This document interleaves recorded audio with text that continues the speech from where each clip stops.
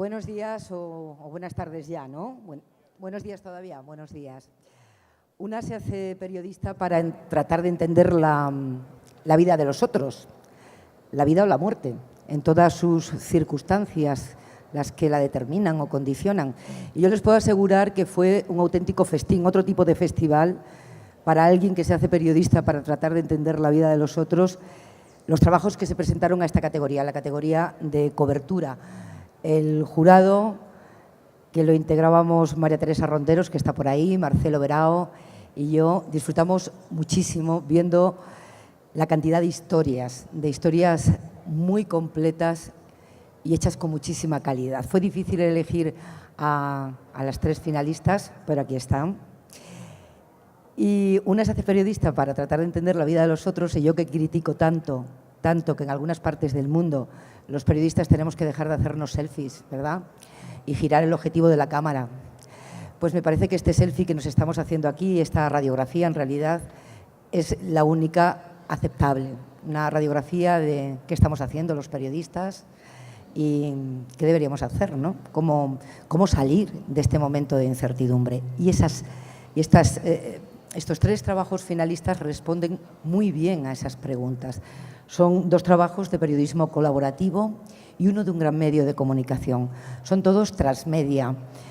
Están muy bien escritos y utilizan las herramientas digitales no como un adorno nunca, sino para añadir información y para ayudar a entender lo que están contando. Son muy distintos y el jurado sufrió muchísimo. Y hasta aquí puedo leer. Sufrió muchísimo para tomar una decisión. Les voy a presentar ya a las tres mujeres que vienen a defender esos trabajos. El primero es Frontera Cautiva, un trabajo de colaboración de periodistas de Ecuador, de Colombia, también de Francia, el apoyo de una organización de derechos humanos y que investiga la muerte, el asesinato del periodista Javier Ortega, del fotógrafo Paul Rivas y del conductor Efraín Segarra, del diario El Comercio.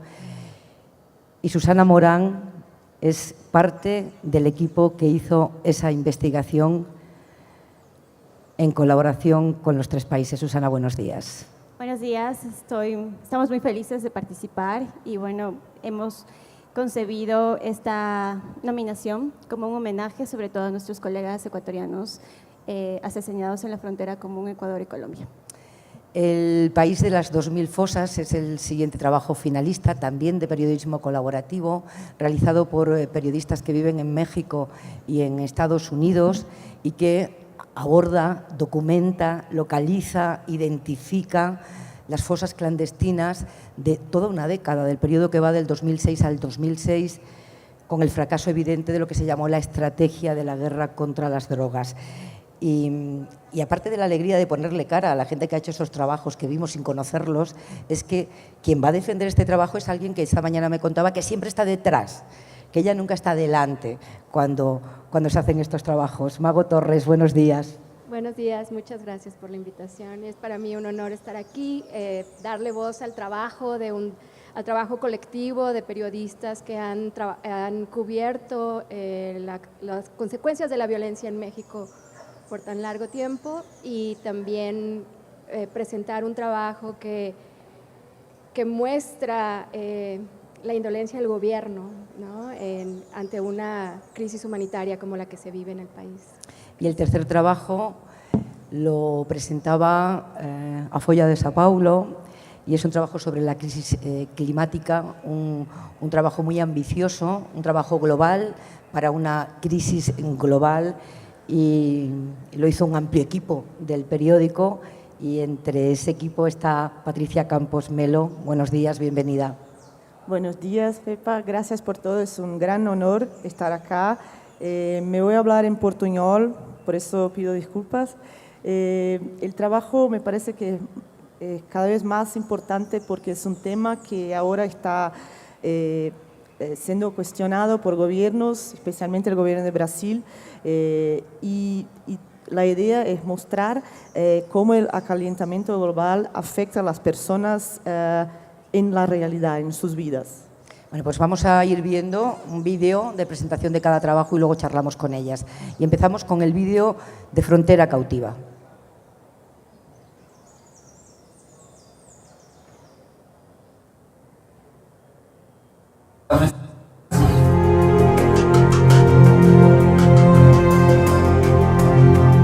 Frontera Cautiva es un esfuerzo periodístico binacional. Sentíamos la necesidad de explicar qué pasó con nuestros compañeros durante los 19 días de cautiverio, por qué los mataron. Pero también nace la frustración de saber que los gobiernos ecuatorianos y colombianos querían mantener la información bajo su control y que no estaban siendo transparentes. Nos juntamos 20 periodistas entre Colombia y Ecuador, nos dividimos en 4 equipos, cada equipo está a cargo de una línea de trabajo. Empezamos a hurgar en expedientes, empezamos a entrevistar a todas las personas involucradas durante el secuestro y asesinato de nuestros compañeros. Y la idea fue presentar en un reportaje multimedia para que pudiera llegar a más cantidad de personas y pudieran conocer lo que había ocurrido en la frontera. Y en paralelo, Forbidden Stories, la organización francesa, hizo traducciones al inglés, alemán, al francés. Uno de los mayores retos que tuvimos fue volver a la zona donde ocurrió el secuestro, volver siendo periodistas a una zona que fue agresiva con los periodistas. Del lado de Ecuador y del lado de Colombia había mucho control militar al acceso a la zona, mucho control de grupos armados ilegales, que fueron los que provocaron este crimen.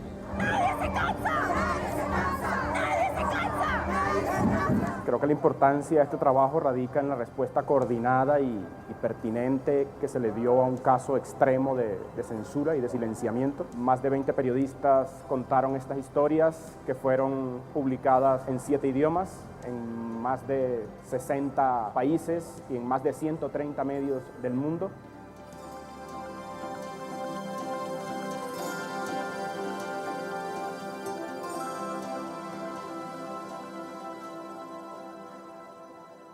Susana, el primer impulso para poner en marcha este proyecto es el impulso básico del periodismo. No creerse la versión oficial, especialmente cuando la versión oficial estaba llena de lagunas, contradicciones y luego descubristeis que de mentiras también. Bueno, hay que contar un detalle interesante en este proyecto. Frontera Cautiva nació en un chat de prensa en Ecuador. Y nació un día después de la confirmación del asesinato de nuestros colegas ecuatorianos. El día de la confirmación, el presidente Lenín Moreno habló 5 minutos, dijo efectivamente ya no podemos hacer nada, pasó esto, y le dio la palabra a un oficial de policía que manejó el secuestro, que en Ecuador es la UNACE, que es la Unidad Antisecuestros, y el oficial presentó un PowerPoint de 2 láminas con 5 o 6 puntos de la cronología de los hechos, porque habíamos pasado 19 días desde el secuestro hasta la confirmación del asesinato. Entonces ellos hicieron como un registro de lo que habían hecho en esos días para tratar de traerlos con vida. Y ya habló como unos 15 minutos, dijo, bueno, esto es lo que pasó.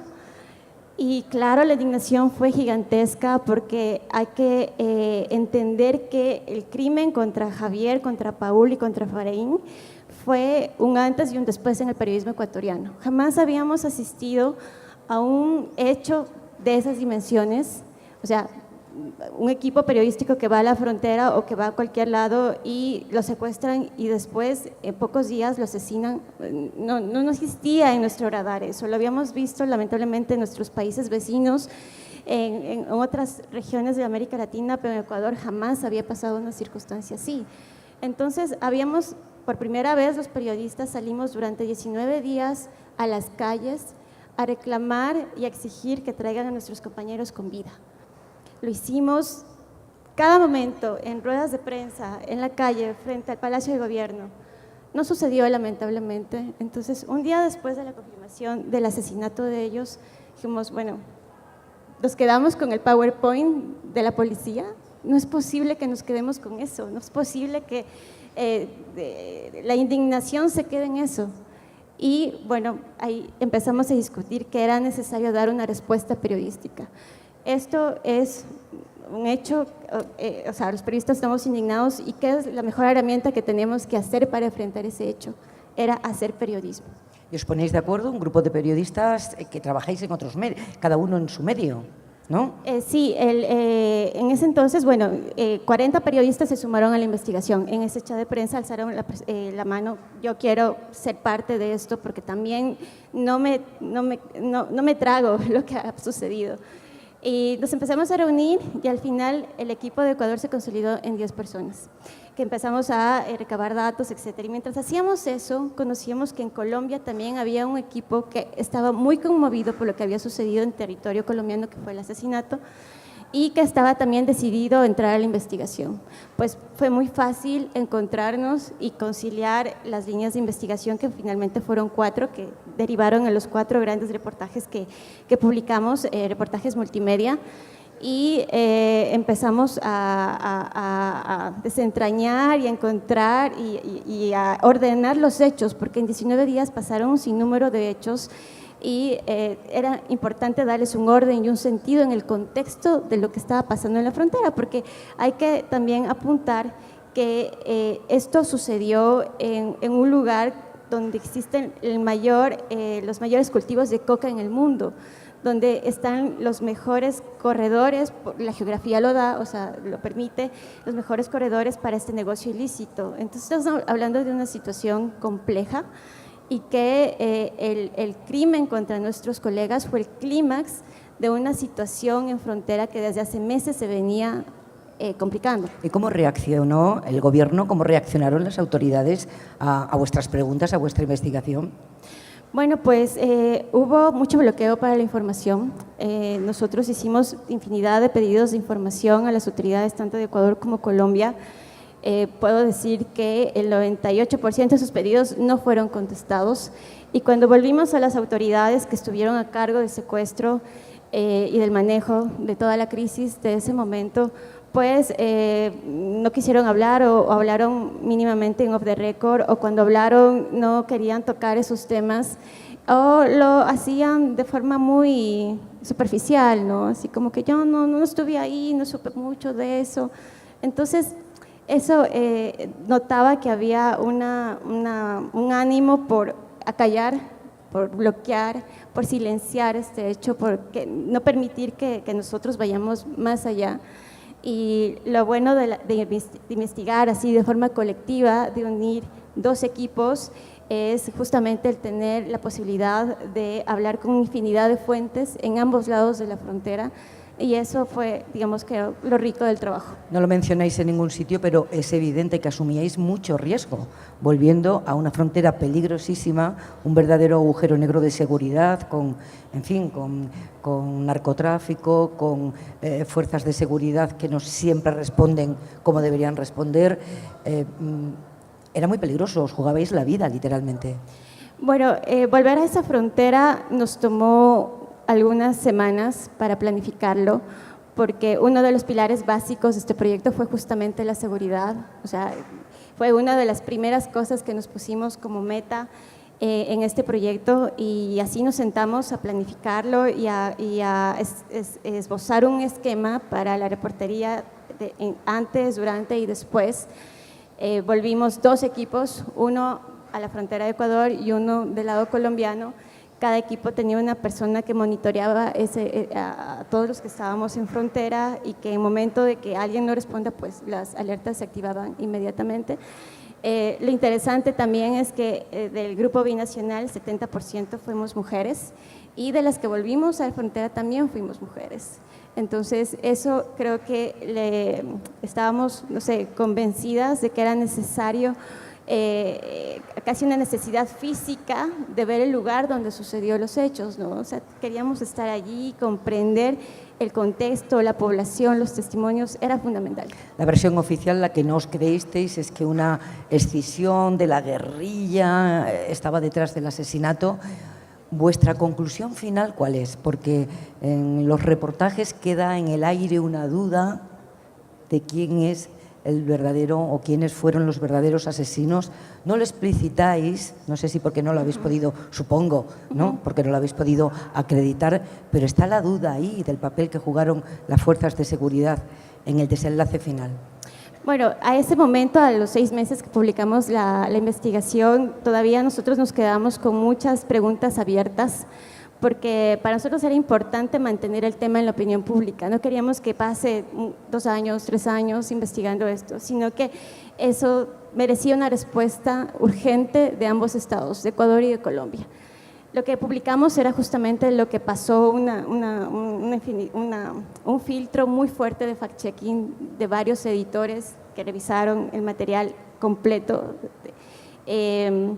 Y claro, para ese momento lo que nosotros sí teníamos, llegamos a ver es que habían omisiones de parte de las autoridades, había mucha improvisación para manejar un secuestro y que no se escucharon muchas voces expertas también que aparecieron en el camino. Entonces, ahí había otra circunstancia muy importante, que Ecuador no estaba compartiendo la información entre sus mismas fuerzas policiales y militares sobre la crisis en la frontera.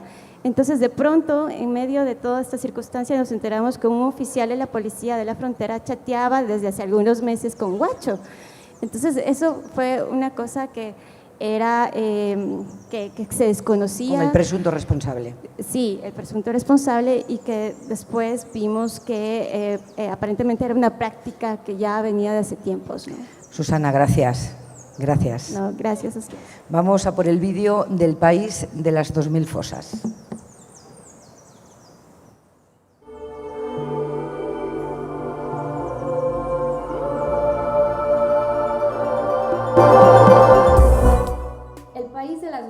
Es una investigación periodística que muestra por primera vez el crecimiento de los hallazgos de fosas clandestinas en México a partir de 2006, que es el año en que inició la guerra contra las drogas en México, y hasta 2016. A partir de hallazgos grandes como San Fernando y La Barca, familias buscadoras empiezan a compartir sus hallazgos y fotografías en redes sociales, como grupos de Facebook, y empezamos a identificar que esa información se podía perder. Queríamos saber sobre todo quién está siendo localizado para identificarlos, ¿no? Y bueno, fue a partir de tener estas preguntas y de este proceso fue que nace la idea concreta de hacer esta investigación. Contar las historias es bien importante, pero también que se pudiera identificar visualmente. Fue así que decidimos producir este mapa nacional de fosas clandestinas. La investigación tuvo distintos retos. El primero fue la opacidad, pelear por los documentos públicos. Ese requirió apoyo experto también y exigir que las autoridades entregaran la información. Tuvimos que pelear por información cuando nos entregaron información incompleta. Sabemos que los colectivos, autoridades y especialistas, organizaciones están utilizando este mapa para avanzar en otros trabajos relacionados con investigar la desaparición de personas, los hallazgos de fosas clandestinas y sobre todo la identificación de personas desaparecidas en México.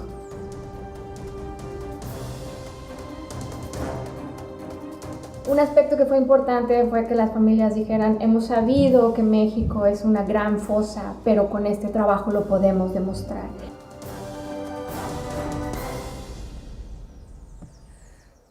Mago, imagino que este trabajo ha tenido fases, que cuando lo empezasteis no erais conscientes de la envergadura de lo que os ibais a encontrar, ¿no?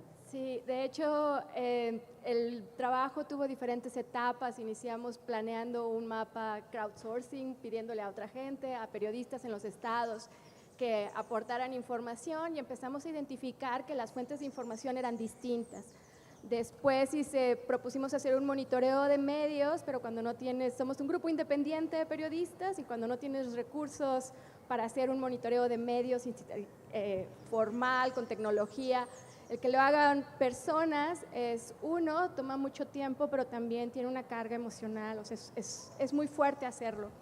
Y fue así a partir de las distintas etapas que nos dimos cuenta que los documentos públicos era a lo que nos podíamos agarrar completamente, pero también hay un antecedente al respecto, que no hubiéramos entendido, desde mi punto de vista, la importancia de los documentos públicos si no tuviéramos la experiencia de los colegas que han trabajado desde 2006 haciendo la cobertura de la violencia, acompañando a las familias, identificando, acompañando, y a veces son los primeros en llegar a los descubrimientos, a los hallazgos de fosas clandestinas. Entonces, es como una combinación que se va dando hasta que nos damos cuenta que, bueno, no existe un mapa nacional, no hay una base de datos y es con lo que vamos a trabajar. O sea, que un grupo de periodistas hace la tarea que se supone que deberían hacer los poderes públicos, que es cruzar toda la información pública disponible para elaborar este mapa. Sí, de hecho ese es uno de la calidad de los documentos y la calidad de las respuestas que recibimos en las solicitudes de información, creo que es parte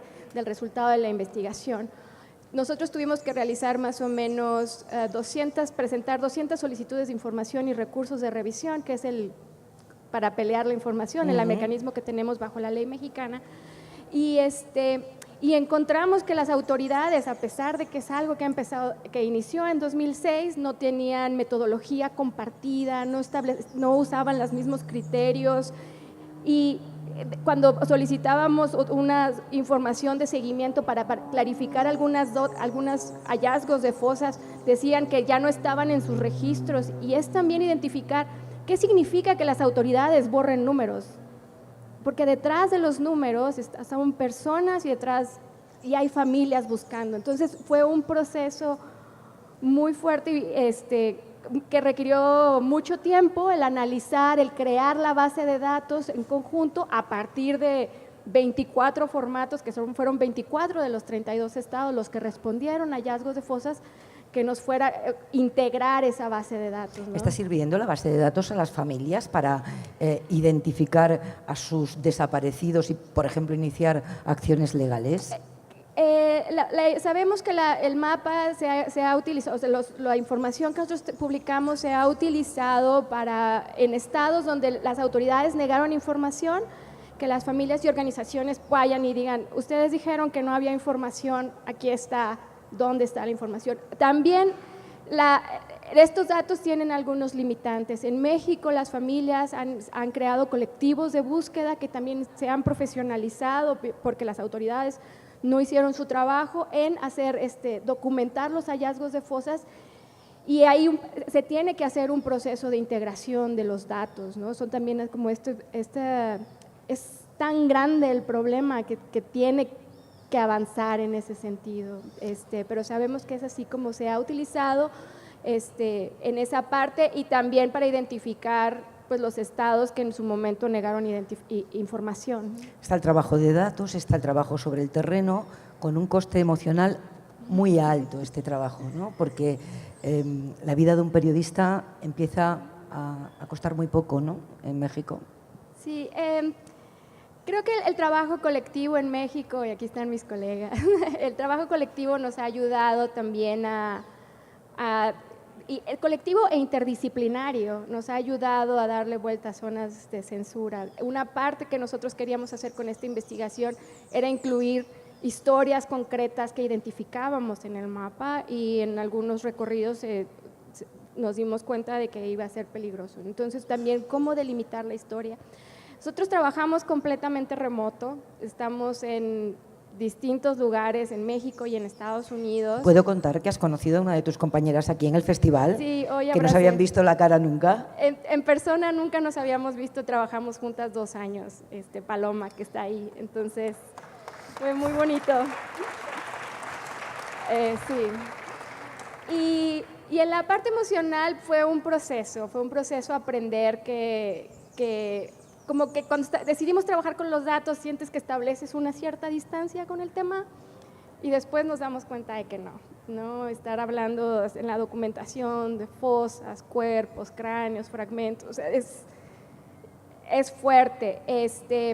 Fue un proceso de aprendizaje, pero aprendimos que hay que comunicarnos con transparencia, que hay que ser muy honestas respecto a cómo nos sentimos. Cuando trabajas de manera independiente y no tienes, o sea, si hay un trabajo, un proyecto que sale nos van a pagar, pues uno se mueve.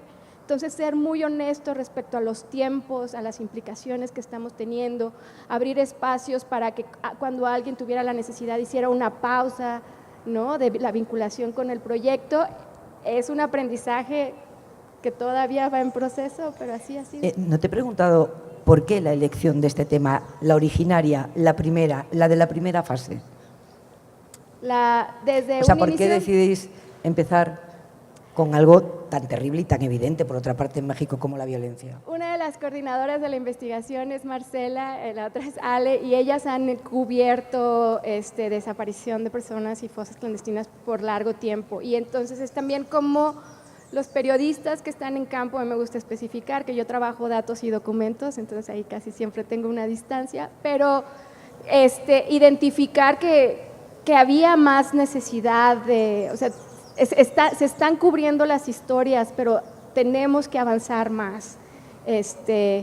Y había esta idea de que qué está pasando con los datos de fosas y sobre todo, o sea, qué pasos están haciendo las autoridades para identificar a las personas. Eso es como un proceso que ha avanzado por ahí. ¿Y qué pasos están siguiendo las autoridades para identificar a las personas, bueno, una vez que vosotros habéis identificado las fosas? Nosotros publicamos en noviembre de 2018, en diciembre entró el nuevo gobierno del presidente López Obrador y 15 días después el subsecretario de Derechos Humanos dijo ante la Comisión Interamericana de Derechos Humanos, en México hay al menos 2,000 fosas. La Comisión Nacional de Búsqueda ya presentó unos datos actualizados hasta 2018 que dice que en México hay hasta 3,000 fosas, al menos 3,000 fosas, y sabemos que nuestra investigación se ha utilizado como uno de los referentes para el proceso de documentación y sobre todo los problemas que hay en la documentación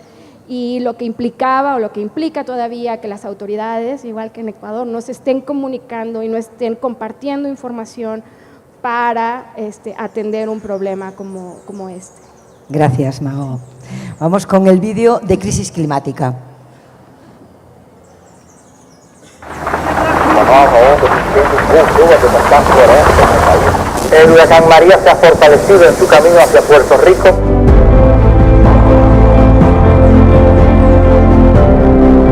Foi projeto multimídia, ou seja, envolveu vídeo, foto, texto, reportagens de peso, infografias sobre mudanças climáticas.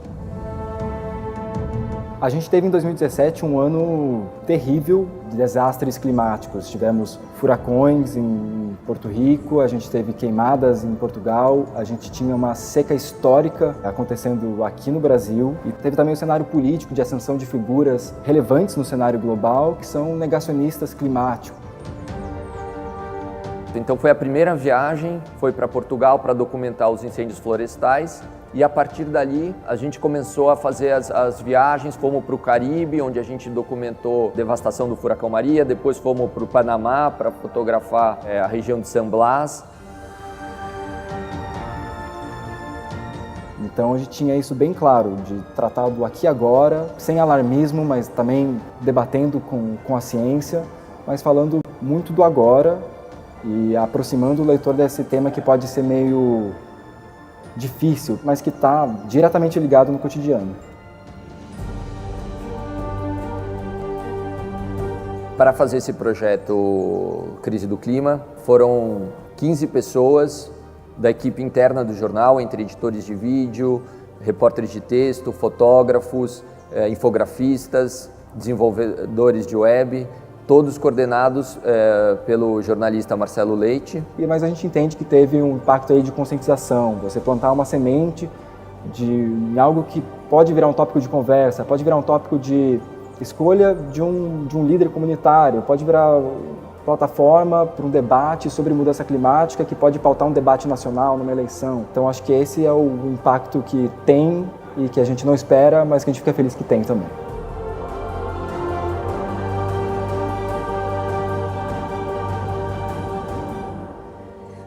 Aparte de una factura impecable que tiene todo el trabajo que habéis realizado, ha habido un esfuerzo evidente por buscar no solo los datos, mostrar las evidencias de que la crisis ya está aquí, no es una cosa del futuro, sino buscar historias periodísticas en cada uno de los escenarios donde la crisis climática es ya una realidad, ¿no?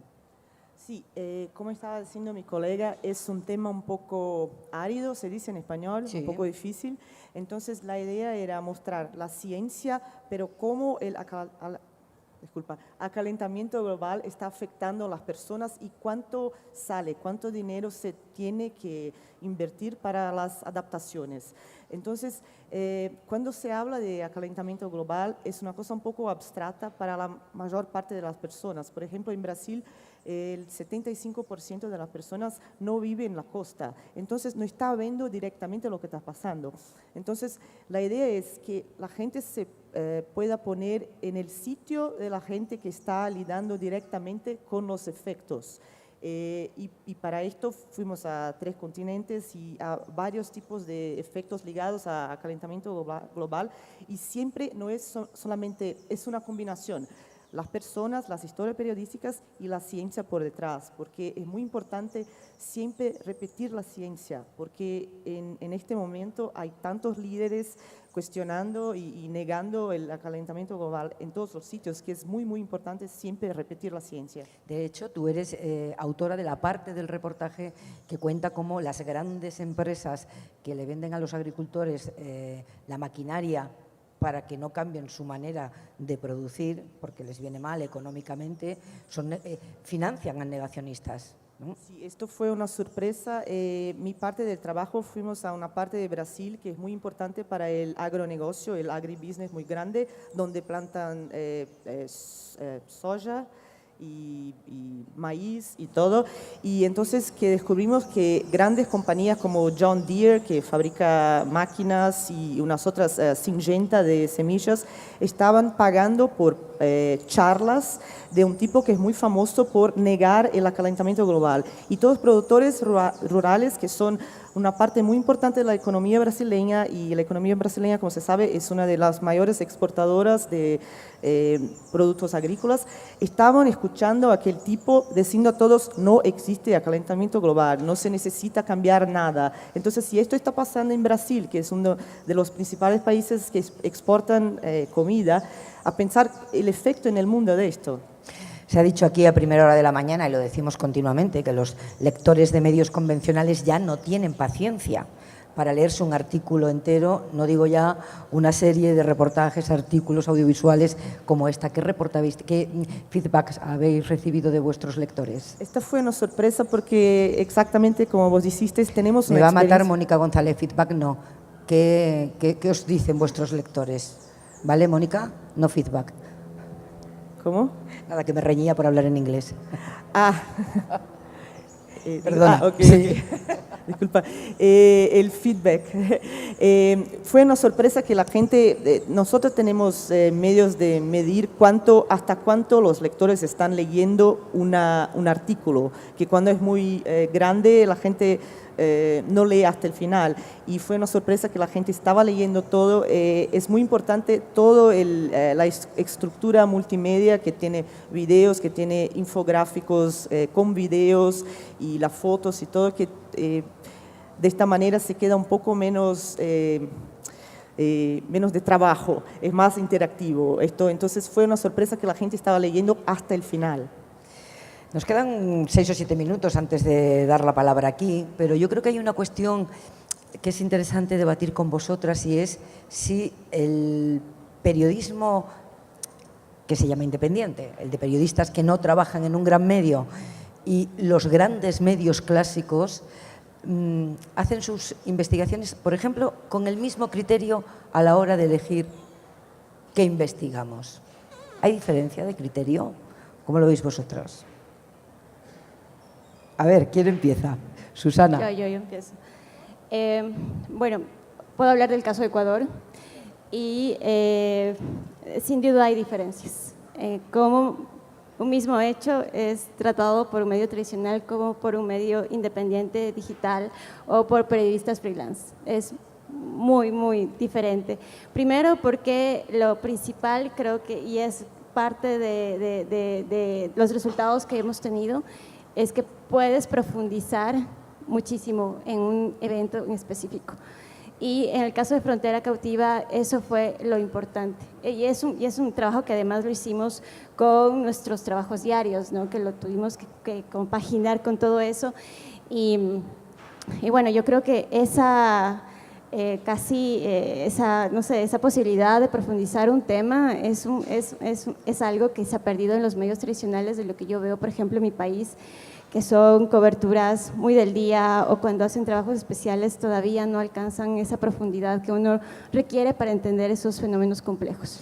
Y sin embargo, Afolla hizo un trabajo muy profundo en el que opta al primer premio, que es finalista, y tú particularmente investigaste tanto las mentiras que Bolsonaro y la gente de Bolsonaro contaba durante la campaña por WhatsApp, que tienes abierto un proceso judicial, ¿no?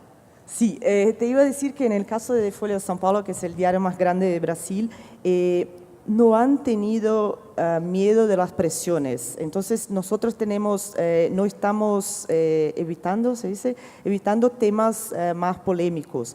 Entonces, por ejemplo, incluso todos los medios no tienen una situación financiera muy buena en el mundo hoy día. Entonces, por ejemplo, en este proyecto y en el último proyecto que hicimos acerca de refugiados en el mundo, el diario ha invertido de sus propios recursos. No han tenido patrocinadores ni nada, han hecho esto. Y los temas, por ejemplo, acalentamiento global, supuestamente no debería ser polémico, pero es hoy día, por los líderes todos que tenemos. Entonces, en el caso de Folha, han abrazado estos temas desde investigaciones electorales, que nosotros estamos sufriendo ataques por causa de esto, hasta grandes proyectos de temas que se parece que son relevantes como calentamiento global.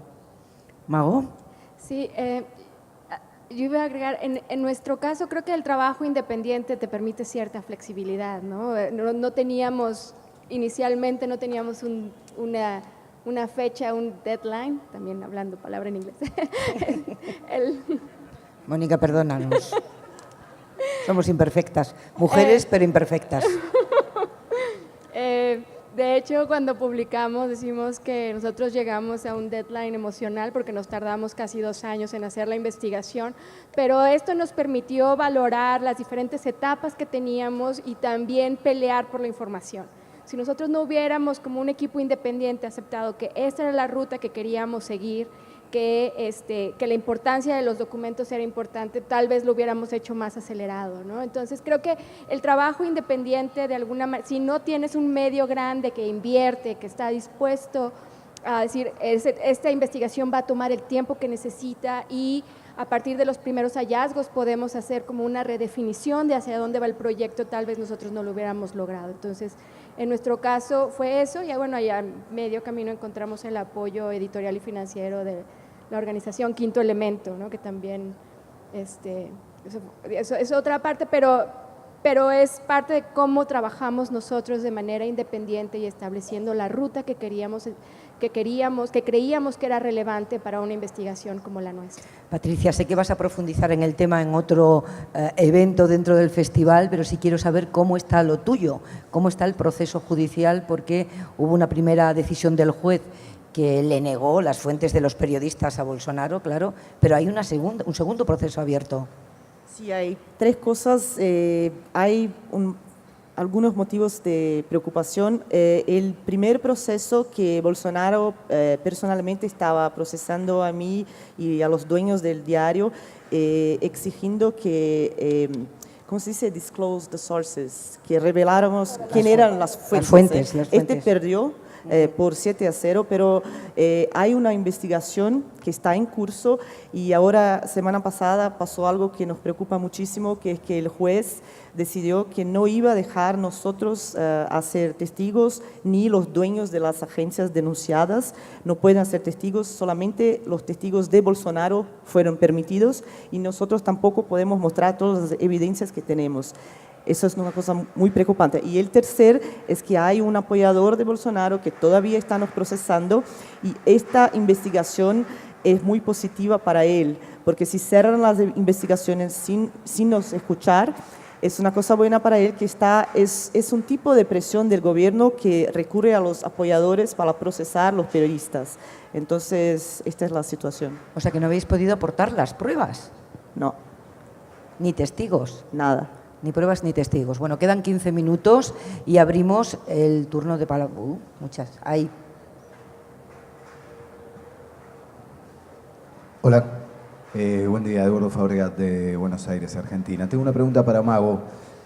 La llamada guerra contra el narcotráfico, conocemos la historia, ha producido más escepticismo y frustración que otra cosa, pero me da la impresión de que una investigación de esta clase trae alivio a los familiares, sobre todo. Saber no mitiga el dolor, pero por lo menos los ayuda a comprender qué pasó quizá con gente que está desaparecida desde hace años. La asunción de López Obrador produjo, lo sé, en México cierto optimismo, o por lo menos otra mirada. Me gustaría saber en qué situación se encuentra hoy México, varios meses después de la asunción de López Obrador, y qué impacto produjo con respecto a romper un poco este escepticismo y esta frustración que arrastra la guerra contra el narcotráfico. Hola, un informe de esta característica. Sí, en el discurso hay optimismo, en el sentido de que con nosotros lo que encontramos, la investigación nuestra es los 2 sexenios anteriores y es que muestra ese desdén de las autoridades por documentar, o sea, ni siquiera externar ese interés por hacerle una documentación precisa y de calidad para poder investigar los hallazgos. Con el nuevo presidente hay un cambio de discurso, las autoridades están yendo con las familias, están yendo a las fosas, pero también es cierto que el proceso sigue siendo lento. La comisión, o sea, las bases de datos están siendo lentas, unas solicitudes de información de seguimiento que se han hecho es que las autoridades están siendo más sutiles en los procesos de negar información, ¿no? Tenemos una buena ley, pero entonces creo que es un poco acelerado tener una conclusión en este momento. Creo que hay que dar más tiempo porque las familias no pueden esperar y sigue habiendo esa espera, ¿no? Entonces estamos en ese proceso. Buenas tardes, Liliana Velázquez del Perú, de Prensa Salesiana. Primero felicitar el evento, después saludar a las colegas periodistas independientes y la pregunta es, bueno, los latinoamericanos tenemos prácticamente los mismos problemas. En el Perú tenemos el problema de las fosas comunes, lamentablemente no hay un mapa que nos determine las cosas. Tenemos la quema de pastizales y el calentamiento global, que es una costumbre que todavía no se erradica. La pregunta es, como periodistas independientes, ¿no tuvieron miedo que las grandes transnacionales, los grandes poderes les puedan callar, por decirlo de alguna forma? Y la segunda pregunta, ¿qué podemos hacer todos si tenemos la misma problemática para unirnos como prensa independiente y poder nosotros trabajar para erradicar estos problemas, por ejemplo, del calentamiento global y de la justicia que queremos? Gracias. Susana. Bueno, me gustaría contestar la segunda pregunta que tiene que ver cómo trabajar de forma colectiva y yo creo que la experiencia que tuvimos en Ecuador es un paso, pero no es el último ni el definitivo. Hemos visto que la necesidad de unir esas destrezas de muchas personas para contar una historia ya no solamente es importante o necesario el tener un periodista dedicado a un tema. Yo creo que el tener muchos ojos viendo un tema es muy rico y en el caso de este tema en específico, la frontera periodísticamente ha estado abandonada durante mucho tiempo. Ha habido unos esfuerzos individuales allí que se han hecho, pero el país en su conjunto le ha dado una espalda a una zona y yo creo que trabajarlo de forma colectiva y en este caso de forma binacional, creo que ha sido una experiencia enorme, de enorme crecimiento para todos los que estuvimos allí.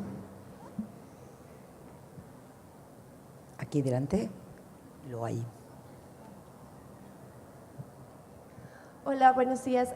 Soy Tania de Ecuador. Quisiera hacerles una pregunta, no sé si a las 3 o cualquiera que me pueda responder.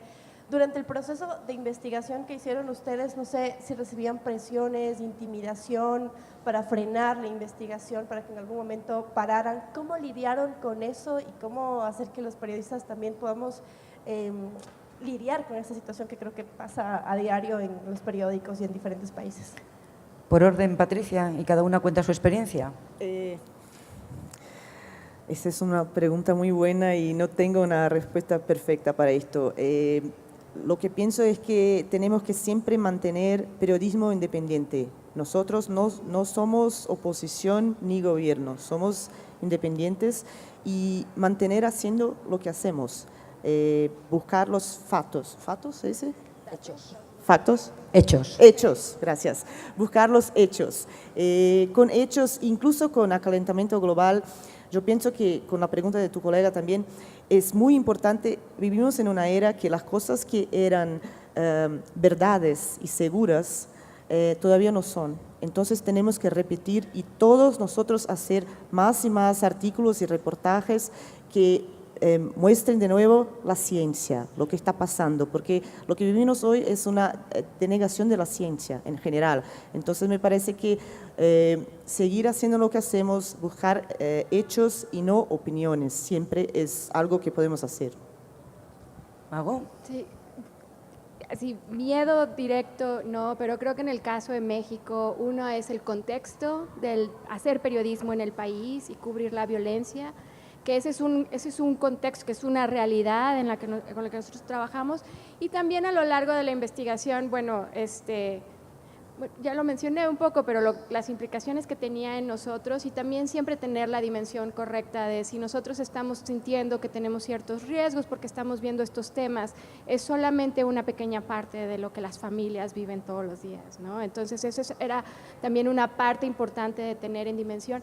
Y me lleva también relacionado a lo que preguntaba la colega de Perú, y creo que es eso, o sea, cómo el trabajo, cuando trabajar en colectivo, trabajar con distintas disciplinas, creo que es un elemento clave, ¿no? O sea, cuando sumamos esfuerzos, decía María Reza en la Conferencia Global de Periodismo e Investigación que la naturaleza de los periodistas es que competimos, dice, pero ya no competimos entre nosotros, competimos por los hechos, y eso me parece que es muy real, y si el sentido de la competencia cambia, ¿qué recursos vamos a poner para trabajar juntos? Y creo que eso es bien importante.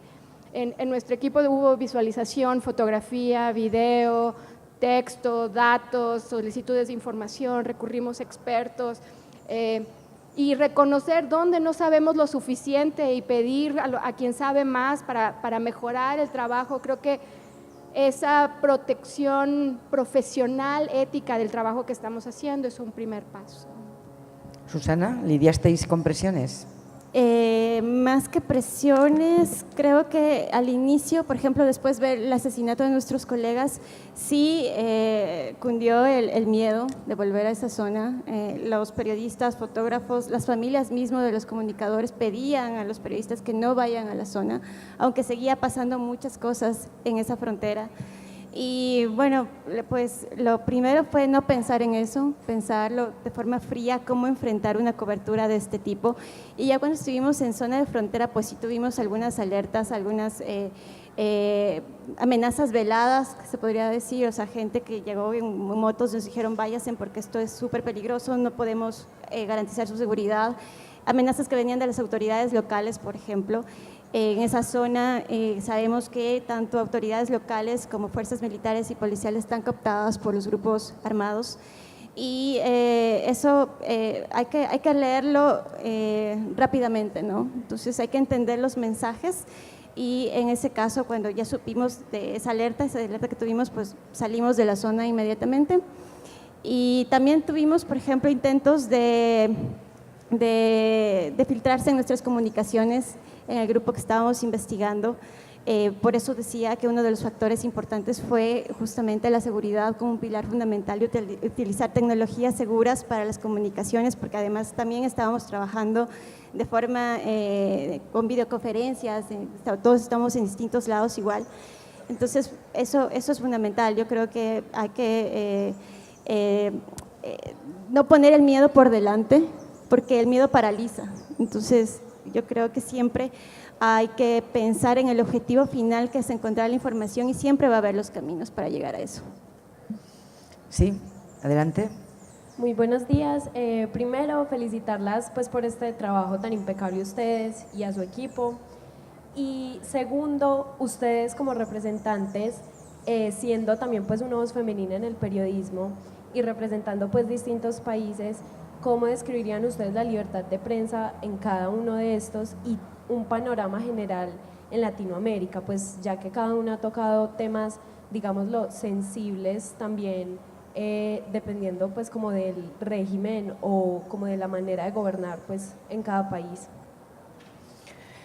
Empezamos por Brasil, ¿no?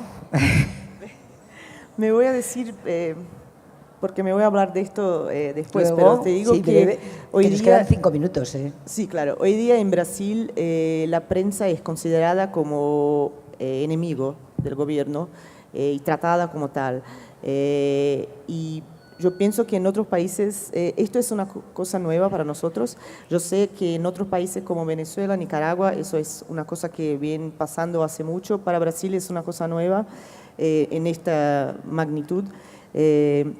Entonces te digo que es al mismo tiempo que es el momento más difícil para el periodismo, es el momento en que el periodismo independiente tiene más valor, porque somos más necesarios que nunca. El ambiente de media que tenemos hoy día en Brasil es un montón de blogs de opinión en pro o en contra del gobierno y no tienen hechos, no tienen investigaciones. Entonces, al mismo tiempo que es un momento muy difícil, que estamos sintiendo todo tipo de presiones financieras y judiciales y todo, y de violencia, es también el momento que muestra la importancia del periodismo independiente. Mago. En México, la libertad de prensa, yo siento que lo describiría como hay diferentes niveles de vulnerabilidad, ¿no? Siendo el asesinato de periodistas el punto más grave y más crítico por el nivel de impunidad que existe, pero también la impunidad que existe en otros ámbitos, cuando los discursos que vienen desde el poder buscan señalar o deslegitimizar el trabajo periodístico, y creo que es una tendencia que estamos viviendo en muchos países. Sobre la parte femenina quiero decir, en México los medios independientes son liderados principalmente por mujeres. Eso es, sí. ¿No? Y navegamos con esa realidad. Una de las cosas que nosotros dijimos cuando estábamos haciendo la investigación es que cuando haces trabajo independiente, pues la vida pasa, ¿no? La vida pasa de muchas maneras. Hay un bebé hermoso ahí, que es Ilan, que ahí está levantándose, que vino poco tiempo después de la investigación, ¿no? Entonces eso es parte también de entender que estas son las condiciones en las que estamos haciendo el trabajo, tenemos la fortaleza, nos cuidamos, y desde mi punto de vista, nuestros colegas hombres están aprendiendo eso también en la marcha, ¿no? Pero bueno, esa es mi opinión. Se podría hacer una investigación, ¿no? Una investigación sobre por qué el periodismo de investigación está en manos de mujeres. ¿Vale? Susana. Bueno, en el caso de Ecuador, nosotros vivimos durante 10 años una de las épocas más restrictivas contra la prensa, en donde la campaña y la estigmatización contra las periodistas y contra el oficio mismo fue constante y permanente por parte del gobierno, y eso pues afectó duramente sobre todo a medios, pero sobre todo a los periodistas. Mucha gente que se dedicaba a la investigación, por ejemplo, salió de las grandes redacciones y el único espacio que encontró es, al igual que muchos medios de la región, es un medio digital, por ejemplo, que sea independiente, donde ellos puedan continuar con lo que venían haciendo en los medios tradicionales. En el caso de Ecuador, aunque hemos pasado esa época de confrontación constante de un gobierno con la prensa, creo que se han quedado las estructuras, y una de las estructuras más complejas y arraizadas que están ahí es la opacidad. El acceso a la información es un pendiente y es una lucha constante para poder hacer investigación en Ecuador. Y yo creo que eso es un síntoma común en la región, ¿no? El poder siempre va a buscar ocultar información que le va a comprometer. Pero lo lindo también de esta experiencia es que hemos encontrado nuevos equipos y nuevas personas que, pese a las circunstancias o estos contextos restrictivos, nos unimos para poder seguir contando esas historias. La varias veces aludida en este evento, Mónica González, formula la última pregunta. Bueno, a las tres colegas, soy Mónica González de Chile, las tres colegas nos dan un orgullo enorme porque nos muestran que somos los periodistas los que estamos haciendo los mapas del dolor, del horror, pero también de la esperanza. somos los nuevos geógrafos del continente. Y yo quisiera decirte, Mago, preguntarte, ¿están conscientes que la información que tienen que seguirla? Que esa información no está en la justicia y que los poderosos de siempre, los que quieren impedir que se haga justicia, que se sepa la verdad, los responsables, que vayan a la cárcel, los asesinos, que primen la impunidad que ha primado hasta ahora, van a intentar que no queden huellas. Están conscientes de que el trabajo debe seguirse, que ese mapa debe continuar y que deben cautelarlo y ponerlo en resguardo, porque es el bien de México, es el bien de la esperanza y de la justicia que más temprano que tarde se va a abrir. Gracias. Creo que sí. De hecho, esta investigación fue la primera que lanzó el portal A dónde van los desaparecidos. De hecho, cambiamos el logo para A dónde llevan a los desaparecidos y estamos haciendo la desaparición de personas. Hemos estado tratando de trabajar en la actualización del mapa, tratando de tomar las decisiones y sin duda algo en lo que en distintas conversaciones que hemos tenido en las últimas semanas que tiene que ver con lo que nos va a tomar para dar el paso a los perpetradores. ¿No?